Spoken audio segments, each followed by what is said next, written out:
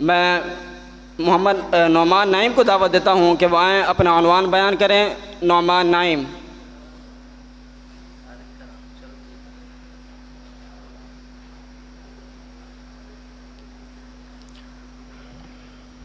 السلام علیکم ورحمۃ اللہ وبرکاتہ۔ الحمد للہ رب العالمین، والصلاة والسلام علی رسولہ النبی الکریم، اما بعد فاعوذ باللہ من الشیطان الرجیم، بسم اللہ الرحمن الرحیم۔ قال الله تعالى ورهبانية ابتدعوها ما كتبناها عليهم، وقال النبي صلى الله عليه وسلم من أحدث في أمرنا هذا ما ليس منه فهو رد، متفق عليه۔ ارباب علم و دانش، لفظ تصوف کے بارے میں ہر دور میں محققین کا اختلاف برقرار رہا ہے۔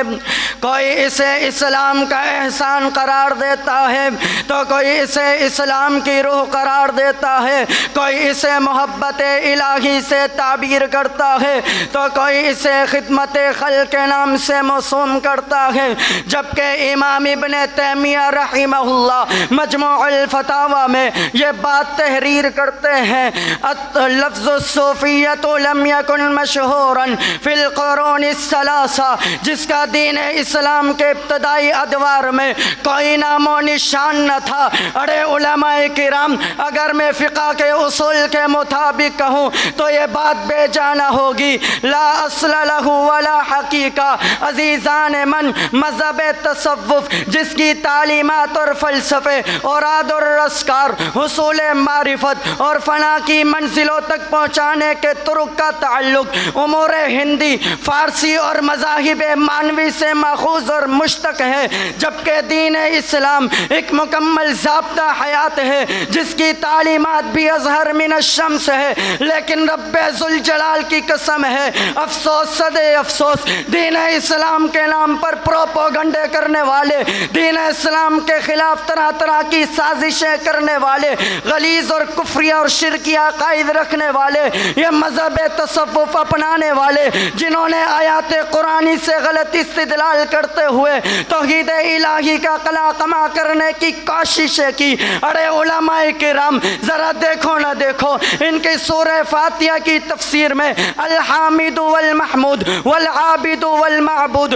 مبتدأ و منتہا، حامد بھی خدا کو کہا، عابد بھی خدا کو کہا، اسی لیے وما خلقت الجن والانس الا لیعبدون کی تفسیر میں لیعرفون کو ثابت کر کے اس بات کا اقرار کرتے ہیں کہ تخلیق انسانی کا مقصد معرفت الہی ہے، نہ کہ عبادت الہی۔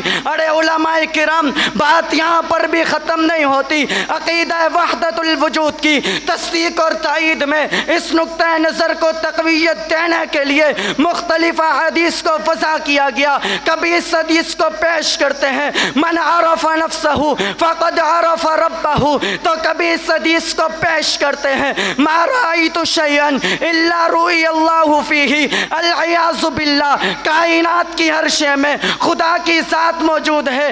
ارے جن کا کفری عقیدہ یہ ہو، جن کا کفری عقیدہ یہ ہو مل کلب والخنزیر الا الہنا، ارے جبکہ اہل سنت والجماعت تمہیں مبارک ہو تمہارا عقیدہ۔ الرحمن علی العرش استوى، میرے آقا سے پوچھا گیا اے اللہ کے رسول حل رأیت ربک، میرے آقا نے لاجواب ارشاد فرمایا انا اراہ نور۔ ارے علماء کرام، اس قدر غلیظ اور کفری عقائد رکھنے والے موضوع اور من گھڑت روایات اور احادیث کو پیش کرتے ہیں جن کے دجال اور کذاب ہونے میں کوئی شک نہیں ہے۔ علماء امتی کا انبیاء بنی اسرائیل تذکرۃ الموضوعات، یہ عقیدہ رکھنے والے کون ہیں؟ اہل تصوف ہے۔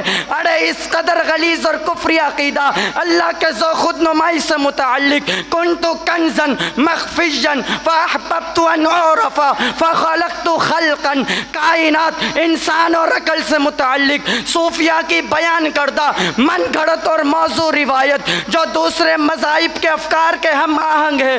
اول خلق اللہ العقل. اڑے علماء کرام، اڑے دنیا والو، مذہب غیر تصوف میں غیر اسلامی تعلیمات کی ترویج جن میں فنا اور بقا، جمع اور تفرقہ، شریعت اور حقیقت، شریعت اور طریقت، حقیقت اور معرفت اور فنا کی جیسے کئی عقائد ہیں.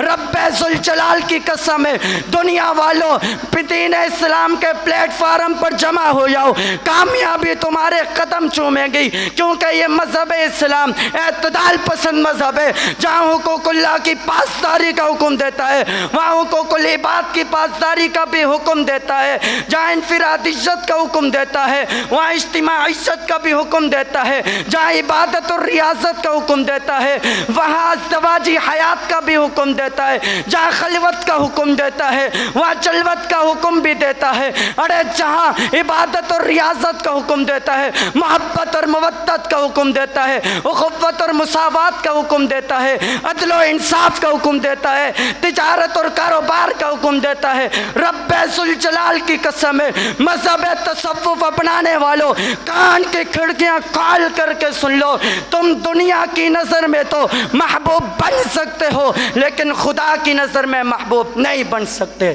وآخر دعوانا